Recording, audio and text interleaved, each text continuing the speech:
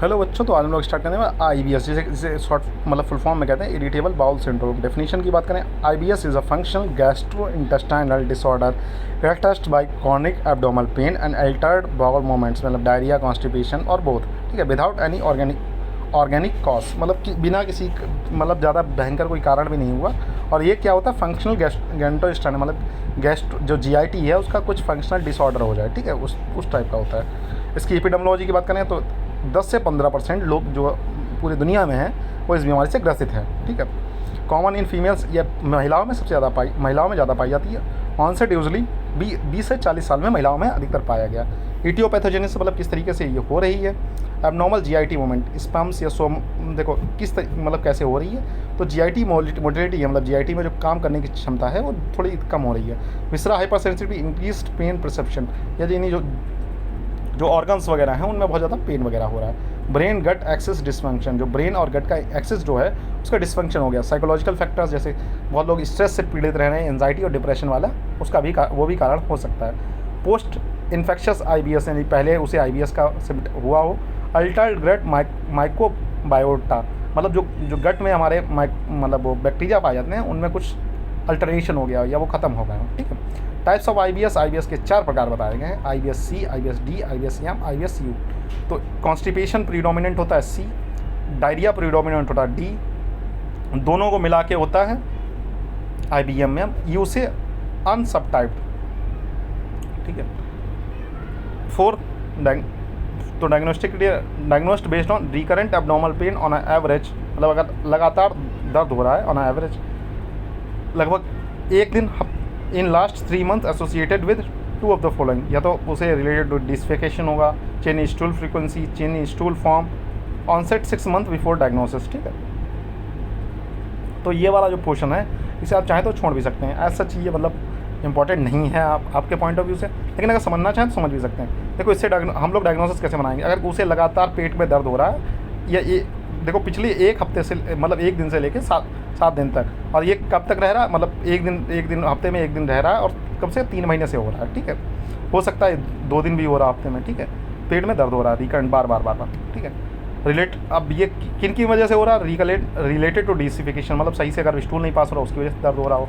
Chain stool frequency, stool जो मतलब निकलने की जो टेंडेंसी है 2 बार, एक दिन में 2 बार होना चाहिए, एक दिन में 4 बार जा रहा है। ठीक है, चेन स्टूल फॉर्म, स्टूल जो होगा वो सॉफ्ट, मतलब थोड़ा सा मतलब इतना ज़्यादा सॉफ्ट है या बिल्कुल मतलब पानी जैसा निकल रहा है। ठीक है, ऑनसेट कैसा है, कब से हो रही, डायग्नोसिस से 6 महीने से पहले। ठीक है, रेड फ्लैग साइन, अब एक्सक्लूड ऑर्गेनिक डिजीज़। ठीक है, ऑर्गेनिक डिजीज़ को छोड़कर अब क्या क्या खतरे की निशानी है, जो स्टूल है उसमें खून आने लगे, बुखार बहुत तेज़ आने लगे, बहुत सीवियर वेट लॉस हो, family history of GIT cancer, मतलब उसके फैमिली में किसी को GIT कैंसर फैमिली जो, नॉक्ट्रिलियल सिम्टम्स। ठीक है, रात में ना दिखना, अनीमिया, खून की कमी हो जाए, तो ये अगर साइंस आपको दिख रहे हैं तो आप समझ जाओ खतरे की घंटी है IBS में।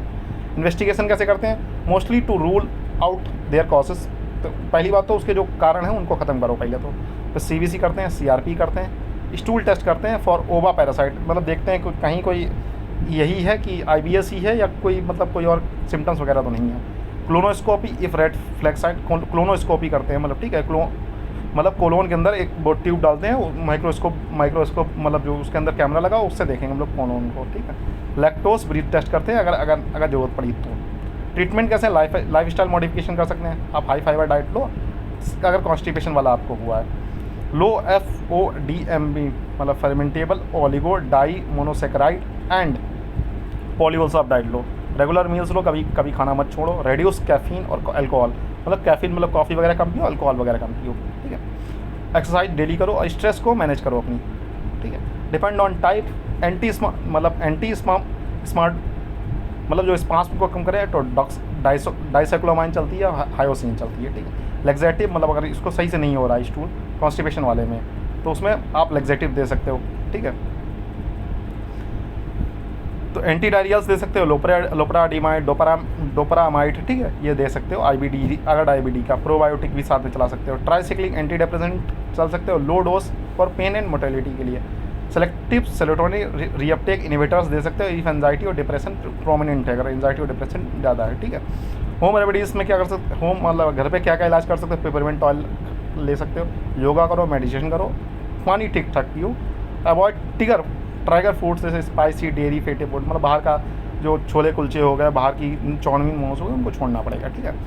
Mnemonics for IBS symptoms, pain bowel, pain in abdomen, altered bowel habits, incomplete evacuation, मतलब पूरी तरीके से पेट खाली नहीं हो रहा है, ठीक है।